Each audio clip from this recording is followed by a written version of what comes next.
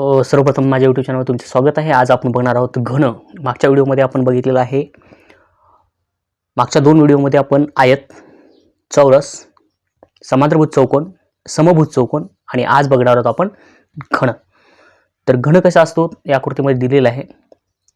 म्हणजे ज्या भरीव पदार्थाची किंवा पोकळ पदार्थाची किंवा ठोकळ्याची प्रत्येक बाजू समान लांबीची असते. प्रत्येक बाजू कशी असते? समान लांबीची असते. म्हणजेच लांबी गुणिले लांबी बरोबर रुंदी बरोबर जाडी किंवा उंची, त्यास आपण घन असं म्हणतो. म्हणजे लांबी बरोबर असते, उंची बरोबर असते, रुंदी पण बरोबर असते. असा जो ठोकळा आहे त्या ठोकळ्याला आपण काय म्हणतो? एक घन असं, भरीव एक घन असं म्हणत असतो आपण. तर त्याचे उदाहरण तुम्ही बघू शकता. आपण जो प्लेइंग जो हे असतो क्यूब असतो, त्याला आपण खेळत असतो, तो त्यामध्ये क्यूब असतो, तो एक काय आहे? घन आहे. तर घनाला काय असतात बघूया. घनाचे गुणधर्म. घनाला 6 पृष्ठे असतात. घनाला काय असतात? 6 पृष्ठे असतात.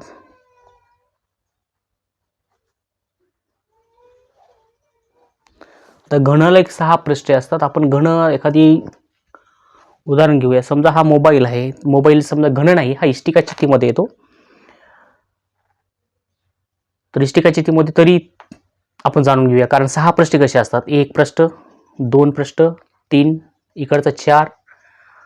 हे जो मोबाईल पाहतो या मोबाईलची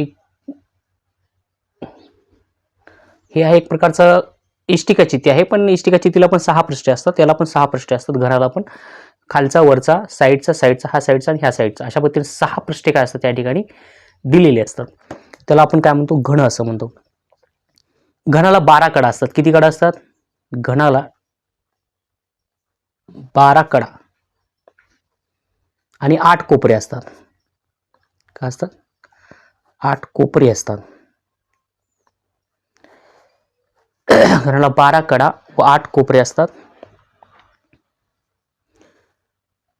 आता कडा किती? 1 2 3 4 5 6 7 8 9 10 11 आणि वरची एक 12 एकावर एक झालेली आहे. ही 12 कडा, एकूण टोटल 12 कडा असतात आणि 8 कोपरे असतात. 1 2 3 4 5 6 7 आणि 8, अशा पद्धतीने 8 कोपरे असतात.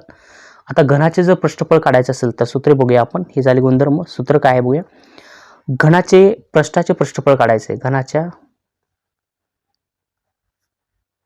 पृष्ठाचे पृष्ठफळ,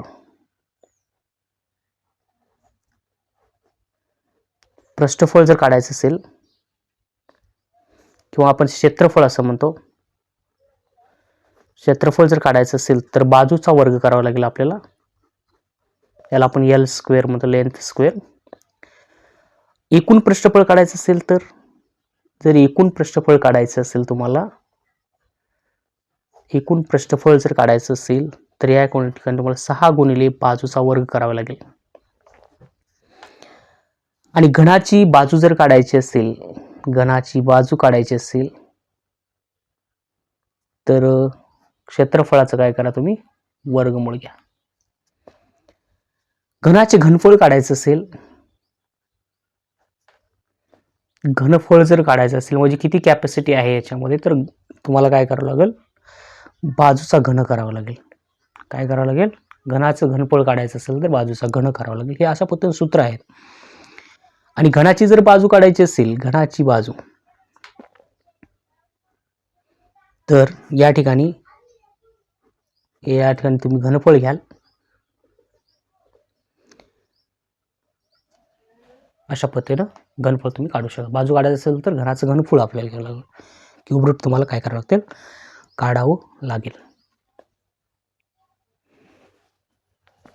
तर सॉल्व प्रश्न कसे करतात या आधारित आपण प्रश्न नंतरच्या व्हिडिओमध्ये पाहणार आहोत. पुन्हा भेटूया एका नवीन व्हिडिओमध्ये. तोपर्यंत यानंतर बघूया आपण इष्टिका चिठ्ठी.